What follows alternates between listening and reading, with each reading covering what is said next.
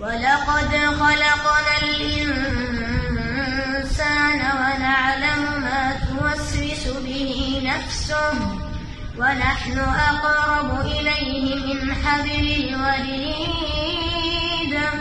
إذ يتلقى المتلقيان عن اليمين وعن الشمال قعيد ما يلفظ من قول إلا لديه رقيب عتيد ما يلفظ من قول إلا لديه رقيب عتيد وجاءت سكرة الموت بالحق